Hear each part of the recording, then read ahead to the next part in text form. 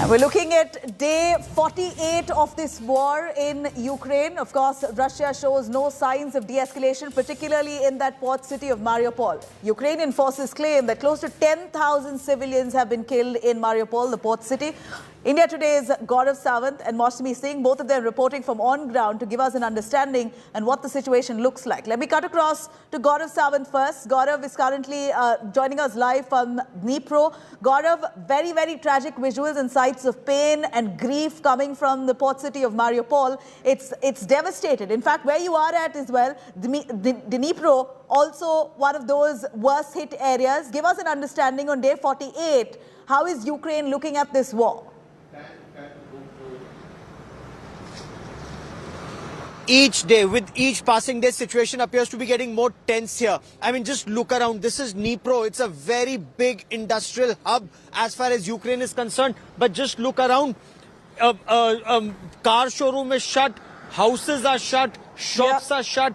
People are leaving in panic and they are leaving this place. In fact, the administration here has asked people, especially women, children and the elderly, to evacuate Dnipro as quickly as possible. That's the situation on ground zero. And why? Because Mariupol is all but lost, given the intense missile attacks that have taken place in Mariupol. Moments after, after Mariupol, should the Russian forces advance towards Kyiv, this is the route that they'll be taking.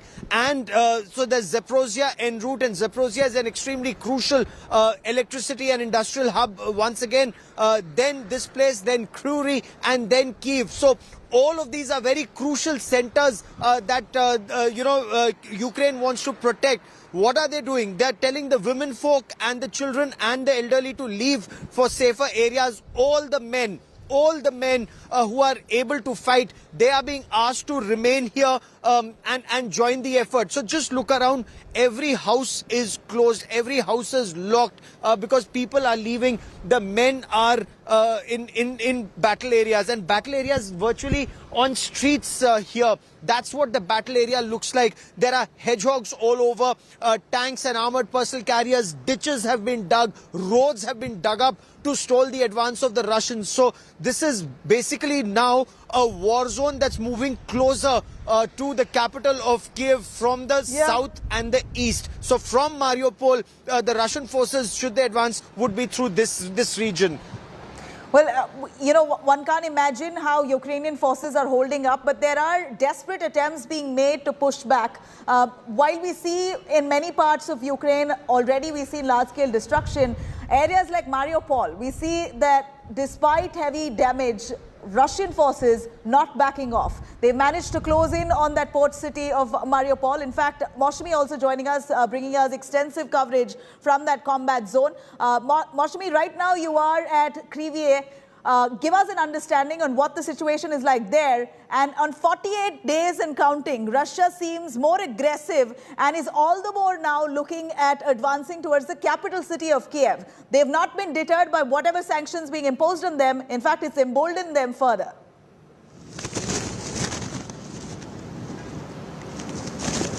Nabila, we're in Kryvyi Rih, and Kryvyi Rih is actually the hometown of President Zelensky. So it has a very symbolic importance, and the Russians would really like to take down this town. Now just take a look around and it bears a very warlike look. In fact, every city that we've been to, right from Lviv to Odessa to Mykolaiv and now to Kryvyi Rih, it bears a look of desperation, it bears a look of war, and it is deserted. Kryvyi Rih was under attack. Several villages were taken by Russian troops, and the head of the military administration, Alexander Vilkul, in fact said that the Russians were targeting Kryvyi Rih because it was actually right at the center of the country, between the south and the east. But importantly, how eerie is the silence, how the city is on the edge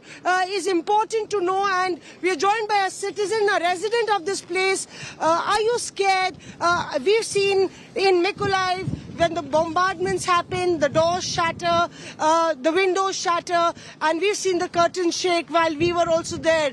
So how eerie is the silence in the dark, lights switched off? How scary is the situation? Yes, hello, we are from Kryvyi Rih. We are staying strong. Yeah, situation is really hard, but everyone here, we're gonna protect our city anyway. And yes, we have the lights turned off in the evening time, but we should stay strong for our country. We're not gonna go. We're not gonna be like scared. We should be strong, and that's the zeal and the persistence and the resilience of the Ukrainian spirit that also has been personified by President Zelensky. This is his hometown. Importantly, you know, this is bordering Kherson, which has been occupied by the Russians. So Kherson Oblast is on the border of Kryvyi Rih, not very far from here. And these trucks are for humanitarian help, Nabila,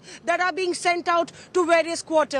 Right, you know, Maushami, as much as the world thinks that this is taking a lot of time for Russia, they're moving in very, very strategically. The fact is that this is a lot of thought behind moving in and inching closer towards the capital city of Kiev, very slowly, only to chase out civilians and gain control at the earliest.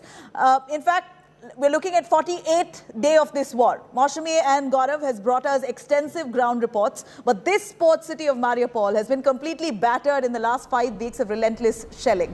According to Mariupol mayor, around 5,000 people, including 210 children, were killed since the Russian forces laid siege in Mariupol. Let's have a quick look at this port city that's now been completely battered.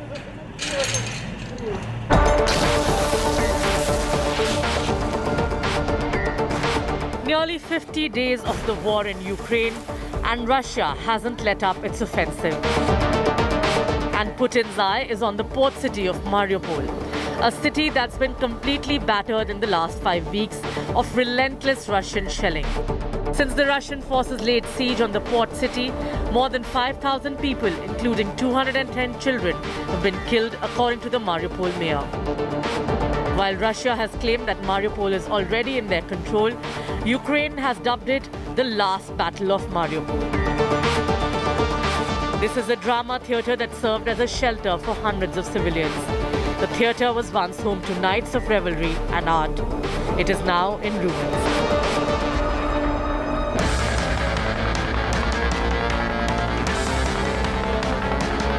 Ukraine fears the worst is yet to come for the people of Mariupol, as Zelensky has warned of chemical weapons being used by Russia soon. Today, we heard a statement from the occupiers confirming they are preparing for a new stage in their terror against us and our defenders. One of the spokesperson of the invaders said they are considering using chemical weapons against the defenders of Mariupol. We take it very seriously. I want to remind world leaders that a possible use of chemical weapons had been already discussed by the Russian military. At the time, it meant the reaction to the Russian aggression should have been harsher and faster. Ukraine's President Zelensky has also expressed his apprehension that Russian forces could use chemical weapons in this conflict. Especially, the apprehension is this could happen in and around Mariupol, where the Azov forces are fighting on in some pockets. In those pockets of resistance, Ukrainian forces fear that chemical weapons may be used to remove any pockets of resistance. It isn't just Mariupol. New satellite images show an 8-mile-long convoy of Russian military vehicles moving south through the town of Veliki Burluk in eastern Ukraine. The town sits about 15 miles west of the Russian border in Kharkiv, which has seen intense fighting since the beginning of the invasion. Meanwhile, Russian Foreign Minister Sergei Lavrov said that Russia does not intend to pause hostilities during the talks with Ukraine. During the first round of talks, President Putin ordered to suspend military action and the special military operation. After we became convinced that the Ukrainians were not planning to reciprocate, a decision was made that during the next round of talks, there would be no pause so long as a final agreement is not reached and signed. With Gaurav Sawant and Maushami Singh in Ukraine war zone, Bureau Report, India Today.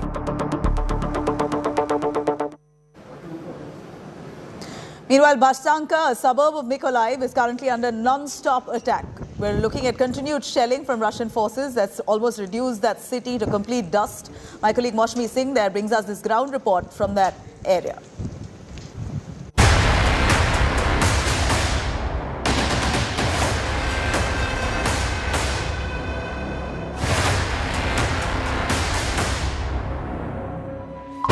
Shelled, shaken,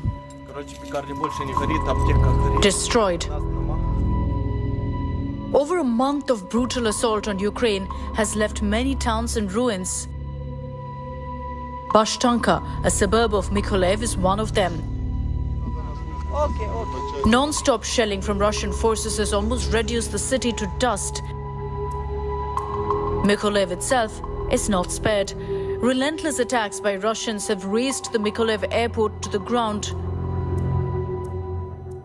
The sound of music greeted the customers as they reached the international airport of Mykolaiv. But now there is only sound of silence and destruction. This is the picture of an airport which was of great strategic importance. Only airport in this area that actually could have had modern facilities and heavy planes could land in this area. But just take a look. This is the view of the entry point. You enter from that gate. That is the gate, and the gate looks like this. The entire glass is of course shattered, and you entered and you would see a modernized airport, but what you see is only destruction here. Some volunteers, their jackets also lying here, and glasses. We are told we cannot go inside inside because there are some active ammunition still. But Dimitro sir, who's the public relations officer, who's brought us here, getting you these exclusive pictures. Dimitro sir, the Russians have been targeting your airports, and this airport was bombed because they couldn't take control of it. Yes, they don't have control of this airport, and when he misunderstands, they bombing airports.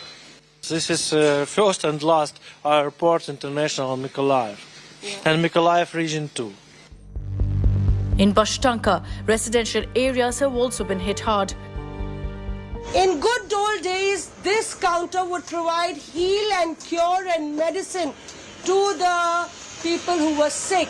But you can see that this counter is turned into a rubble.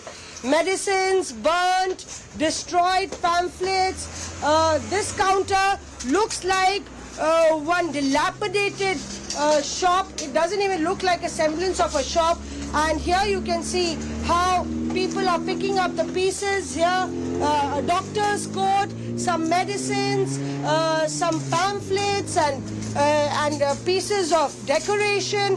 This side was a pharmacy, and here what you see was a bakery shop that ran. It was a very famous bakery by the name of Small Bakery. Bakerna is what they call in their language. And this bakery used to serve pastries and muffins to children. It was a favorite joint for the people of Bashtanka, but perhaps they will have to live with this hopelessness for a while, because the Russian troops actually reached Bashtanka village hoping to reclaim Mykolaiv. Russian shelling, however, hasn't broken Ukrainians' will. Ukrainian troops are fighting back the invaders in Mykolaiv. They've seized more than 115 tanks as well as trucks with heavy ammunition. This is a symbolic picture of how the Russian forces are facing a stiff aggressive Ukrainian defense force. This is a Russian truck, Ural, that you see on which we are standing, and how this has been completely destroyed after being bombarded. This truck was actually heading to a Russian base point where it was carrying cruise missiles, a lot of ammunitions, almost 80 ammunitions that it was carrying to target Bashtanka village. And here you can see that these broken parts, these plates, of course this has been sanitized, but 890 is the number that you see. Some signs of the manufacturing of this Russian truck that was carrying cruise missiles, we are told. And here on the tire, you can see that made in Russia, made in February 1995.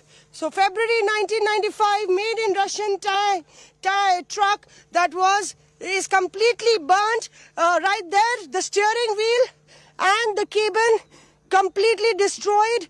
Here you can see that nothing is remaining.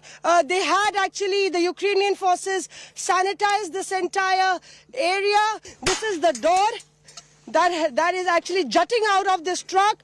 And of course, the attempt by the Russian forces was actually defunct because of the alertness of the Ukrainian forces, who did air raids only after the Russian troops were fleeing. This truck was also fleeing from the location, but before that it met its fate. And here India today, in fact, is the only Indian crew to reach Bashtanka, which is on the outskirts, far away from Mykolaiv.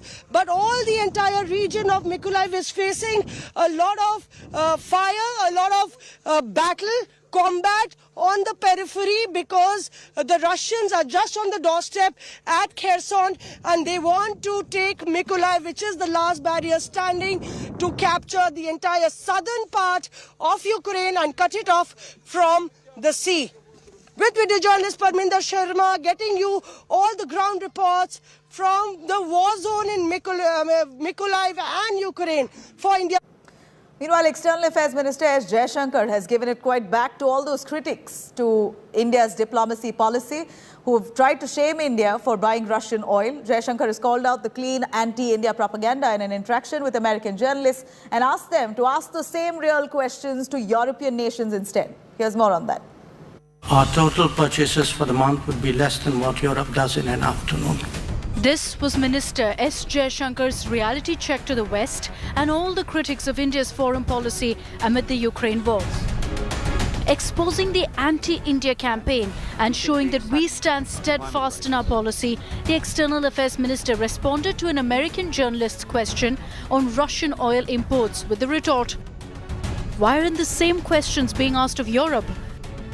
I noticed you refer to oil purchases. If you are looking at energy purchases from Russia, I would suggest that your attention should be focused on Europe, which probably we do buy some energy which is necessary for our energy security. But I suspect, looking at the figures, probably our total purchases for the month would be less than what Europe does in an afternoon. The External Affairs Minister's takedown of the American media has put the focus on Europe's oil dependency on Russia, despite the war. And here are the facts that the West simply can't ignore now. According to data from the International Energy Agency, in 2021, 51% of Russian oil exports were to European Union countries, while India's share was less than 1%. Interestingly, the United States too has now accepted India's stand, conceding that India's Russian oil imports don't violate any existing sanctions, and also requesting India not to import any additional Russian oil. When it comes to oil purchases, sanctions, etc., I just note that there are carve-outs for energy purchases. Of course, we're encouraging countries not to purchase additional energy supplies from Russia. Every country is differently situated, has different needs, requirements. but we're looking to allies and partners not to increase their purchases of Russian energy. India's made it clear we will not buckle under any pressure. Our stand is clear. Peace is paramount. A message reiterated by the Prime Minister in his interaction with US President Joe Biden on Monday night. इस पूरे घटनाक्रम के दौरान मैंने Ukraine और रूस दोनों के राष्ट्रपतियों से कई बार फोन पर बातचीत की। मैंने न सिर्फ शांति की अपील की, बल्कि मैंने राष्ट्रपति पुतिन को यूक्रेन के राष्ट्रपति के साथ सीधी बातचीत का सुझाव भी रखा।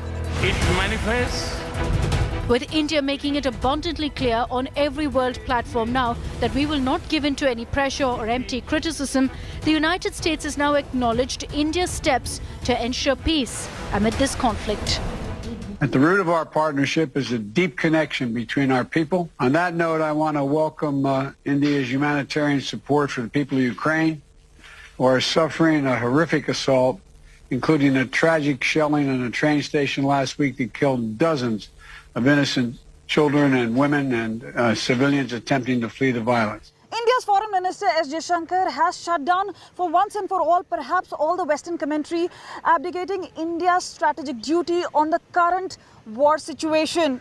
But India has made it amply clear that it will not relent under any pressure and will carry out its own foreign policy. With camera person Himanshu, this is Kamaljeet Sandhu in Delhi for India Today.